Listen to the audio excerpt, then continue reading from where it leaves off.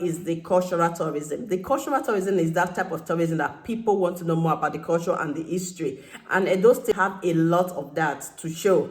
Their history is very authentic. They have their location for their history, places that they can easily show you and tell you the story. So with that, we have a lot. That means that in that settle, we have the infrastructure for the cultural tourism because we have the history and we have the location to back up that history. So that can be for students, for people that wants to know more about Edo State, for people that wants to know about Asian story. So there's so many things to look forward to in the cultural tourism. So that is one, and that one can create job. It can create job for many people in that history part, the cultural aspect of the tourism sector. So let's look at the second one, tourism. When you look at the spiritual tourism, it's almost like you can compare it with the alcohol business in Nigeria when after the year, you hear that the numbers of alcohol consumed in Nigeria is very high. And still yet, we have many people as Christians and Muslims, and we don't really know who's consuming this alcohol to that number. So also is the spiritual tourism and the religious tourism.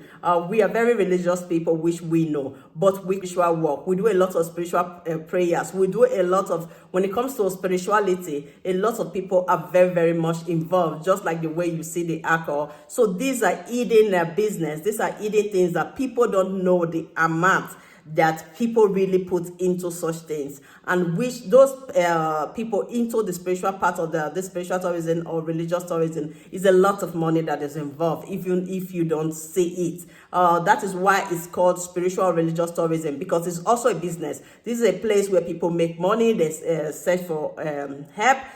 They want prayers, they want different things that other people can help them to do spiritually, and that is also a form of, you have to give something back in form of payment for that person that is helping you spiritually to do that job. So that becomes also a business. So people can actually move from state to state in search of spiritual help or for spiritual purposes. So that is why it comes as number 2 on my list, the religious tourism or the spiritual tourism.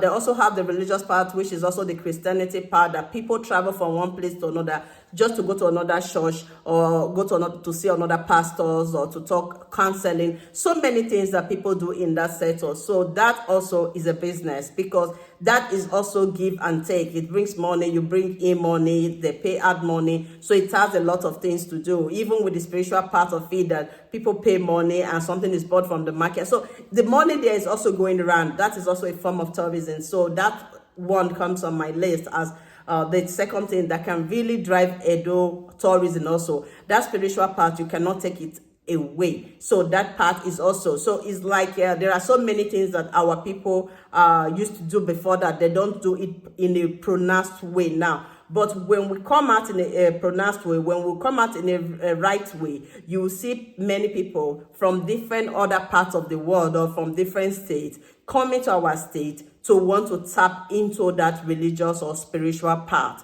So that is why that one is on my list. So there are many places you can go for that. So that is not, people are making money already. They are from it, and it's already creating jobs, because the people that are into the spirituality, when you want to do something, they also have workers, they're helpers, which they also pay some money to. So there's inflow of that money. So that's why that comes on the list. Then the third one is adventure tourism. That adventure tourism, that's one part that I love a lot. So for people that love adventure, they easily want to tap into this type of tourism. You want to do something different, something that you haven't done before, like going to Soso, like going to the cave at Edo State. So there is a lot of things you can do when it comes to the adventure, and Edo State seems to have that in place also, that you can easily travel, you can go with your friends, you can want. And another thing that I say that we haven't really gone into also is to try to see if we can still, there's still a precious thing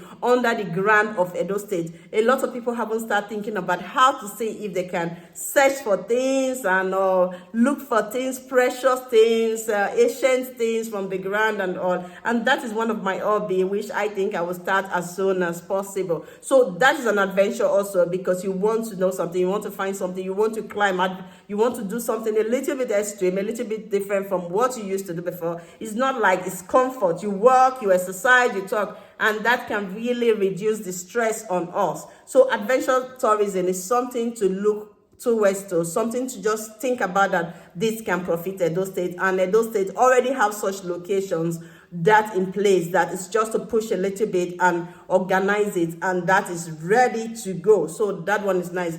The other fourth one is seaside. So we almost don't talk about sea in that part of the world or in our city. When we think about river, sea, or beach, or we think about all those things, we don't think about anything like having fun close to it. So when we think about that part of it, a lot of people have something to do thinking about the spiritual part of the river or the sea or the seaside. Meanwhile, there's business that can really be, there's money that can be made from that sector, from the seaside.